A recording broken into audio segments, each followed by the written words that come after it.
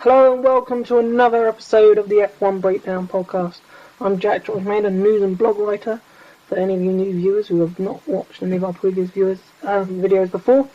And today we are going to be talking and reviewing the Spanish Grand Prix, and this podcast sadly will be the dreaded T word, tyres. Everything will be revolving around tyres in this podcast. Yes, it's annoying, but it's the main news story that's going around at the moment in Formula 1 and what's happening.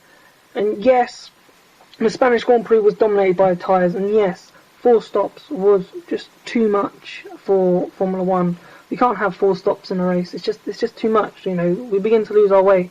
I think, to be honest, I think the most dedicated fans won't be able to lose their way too much in the race itself. Correct me if I'm wrong. If you're a dedicated fan and watching for 20, 30 odd years, and you got lost in the Spanish Grand Prix, just let us know if it's confusing you. But I didn't feel I was too confused, but there were just points in the race where you think, what the hell's happening? But we can see it from a media point of view, because if you're watching on telly, but if you're there at the race, you have no idea who's winning, who's where. So in that aspect, you're kind of lost if you're actually at the race. And that's why drivers such as Paul di Resta are just like, hang on, who am I racing? Where am I racing? What lap times do I have to do? Who am I with? Because they're just seeing, themselves. They're racing with themselves. They can only see what's ahead of them, so they can't see, what's going on and who's going into the pit lane and when. They're just being fed information. They don't know where they've come out. They don't know where they've, in front of them, behind them, how far behind them. It all gets told, but different drivers are in the way, so they might have about 3 cars in between. For example, 5th and 6th position, there may be 3 lap cars in the way of them, and it's just like, it gets confusing.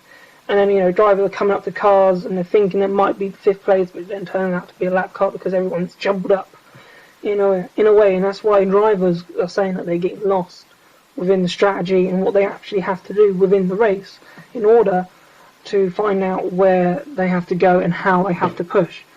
But the problem is that the drivers can't push on the tyres, because if they push on the tyres, they can't get any grip. They have to pit earlier, which is a big no-no. You can't have that. They need to be able to push on tyres in order to fight, and that's what we need to see, because they were driving around and you're watching on boards, and for example, the drivers who are more careful, say Raikkonen, although Raikkonen can be aggressive, but we know when Raikkonen's careful. And Raikkonen, for example, was driving very pessimistically around the circuit, very gently feeding the steering through, trying to keep the tyres as straight as possible for less wear. And less build up of rubble. We've got Jenson Button, another one who's very careful, which is really gently feeding it through. No hint of major aggression, because any major aggression, any attacking driving, will be penalised. And to be honest with you, Daniel Ricciardo was one of the drivers that did actually push in that Grand Prix, and it was great to see the Toro Rosso, being there fighting, overtaking the likes of the Mercedes. And wow, how the Mercedes had a really bad race and how it really affected them. But more on that later. But with Ricciardo, he was actually able to fight and overtake cars, but he didn't. He got the final points scoring position, but maybe because he was attacking so much. Did that actually penalise his race? Were the Toro Rossos actually quite good on their tyres? So they were actually able to push in that race, which we saw. But other cars were to stick to the strategy. You can't race him. You can't go and overtake him. You have to keep, you don't let him, don't fight. If he attacks you, just let him go past, because you'll ruin the strategy and you'll waste your tyres. And at the end of the race, the Mercedes told Rosberg to keep back, to keep hold of Paul di Resta and make sure he doesn't go in front of him. But Rosberg says, destroy my tyres, make us have another pit stop, make us ruin the race. So in that aspect, it's wrong, because you want drivers to defend their positions, you want drivers to attack. But that is not what we're getting at the moment. So from a sport point of view, no, we can't really change the tyres, because it's just like it's a regulation. It's like the blowing the fuser last year. It's taken out. Halfway through the year. Sorry, or 2000. Yeah, it's definitely 2012 with the blowing the fuser. And other devices that were penalised. You can't take them out mid-season. So changing the construction of the tyre can penalise teams. This is why Ferrari and Lotus were like saying, hey, we built our cars around the specification of the tyres. Now you're changing the tyres, it's going to change the whole specification of the car, and it was put by the Lotus team principal Eric Boulier saying it's like not being able to score in a football match and then making the goal 10 times bigger, or making it you don't want to concede a goal and then making the goal smaller, or changing the pitch dimensions, make the pitch larger, so they have a longer space to come in order to get to score the goal. Because this is all coming around because Pirelli are saying that they're going to change the constructions and revert back to the old constructions, maybe of 2012 and 2011, for the rest of the season. And from a sports point of view, it's not what we want to see, because it's going to create a lot of controversial topics. Is this going to favour the Mercedes, especially because they're so hard on their tyres, and the Red Bull, because the Red Bull's not been able to dominate like they did over the last couple of years. They've not been able to lead and comfortably lead races. They maybe did that in Bahrain, but here in Spain they weren't able to do it. China, there's just races where they haven't been able to do it. Malaysia, they were good on it, but yet they had competition from Mercedes. How Mercedes managed to drop back in that race so much from being about a couple of seconds behind to about nearly 15 seconds behind is another story. But from a sports point of view, it could give an unfair advantage towards Red Bull and Mercedes, who haven't really made a car that is adapted to this year's tyres, compared to the Ferrari and the Lotus, which have tyres that are a car that can work, as we've seen in Australia with Raikkonen doing the two-stop strategy and winning the race. We saw in China Fernando Alonso treating his car really well and getting the race. So yes, the strategic element of the tyre has been good, I say, apart from the Spanish Grand Prix, because the best drivers are still winning. The best drivers need to think of how to conserve the tyres are at the front, and the best are still winning the Grand Prix. It's not like we're getting mixed up results where saying like Valtteri Bottas or Pastor Maldonado win a race when their car is nowhere near from winning a race. We're not getting results like that. We're getting results of the best cars and the best drivers at the top of the grid still. But from an entertainment point of view, a tyre change would be great, because there's less confusion, because there's 2 or 3 pit stops, which an everyday Formula 1 fan can't follow, because there's been 2 or 3 stops before when there was the refueling days. So people know the 2-stop and 3-stop strategies. So there's no need to really make it any more than it is. So 2 to 3 stops is beautiful. You don't really want it to go back to 2010 days where it's just a 1-stop race, because yes, there's less pit stops, cars on the track, and they're going really fast, and they're fine to the limit, but there's no overtaking.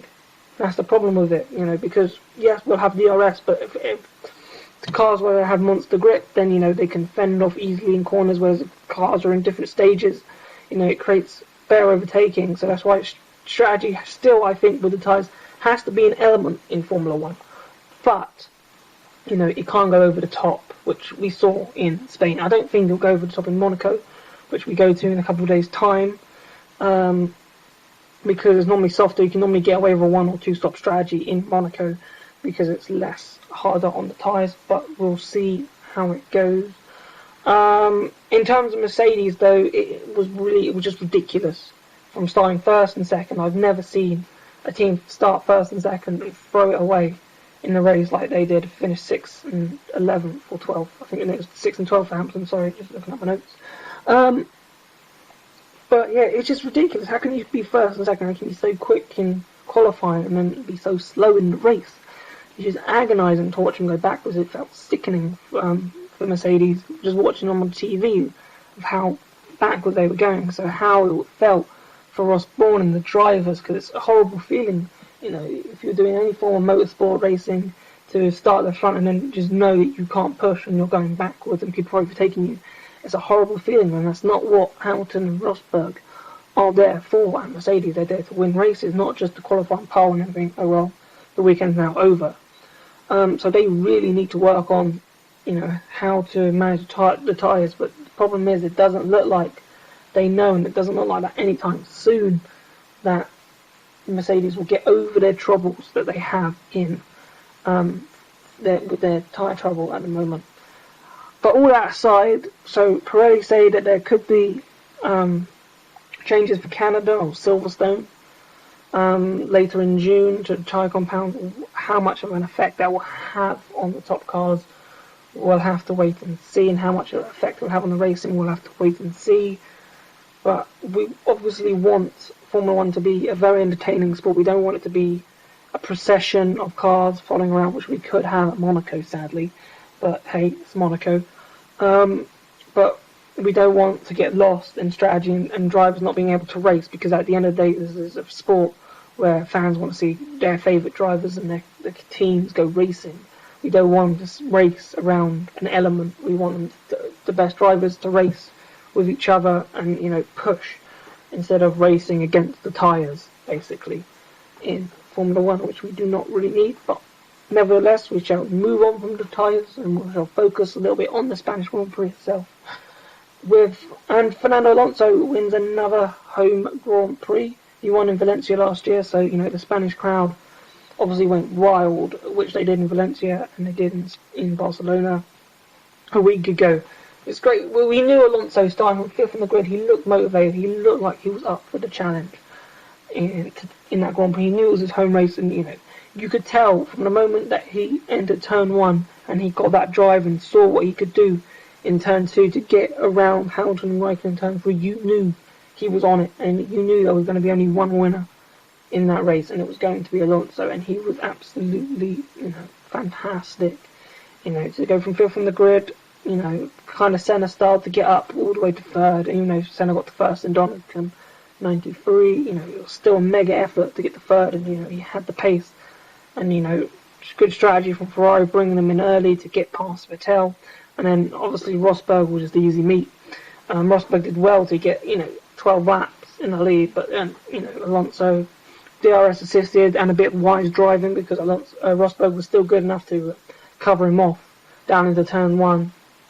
But Alonso went to the outside and got him round and held the corner line into turn 2 and went on to win the race. And he's beginning to slowly claw his way back up into the championship at the moment, you know, with his problems that he's had in Malaysia, not finishing that race, losing 25 points. He needs to begin to claw back points on Raikkonen and Sebastian Vettel if he wants a hope in this championship. So he's going to have to hope something bad happens to them, or he knows he has to consistently finish in the top 2 and make sure that Sebastian Vettel and Raikkonen don't have as good as a weekend as he does, because, you know, if Raikkonen and Vettel were to finish in front of him in Monaco, then, you know, even though we're only 6 races in, you know, it's still making, you know, it adds up, you know, over the course of a season. So he needs to make sure he's still consistently beating them for the next couple of races to get the points gap down as much as he possibly can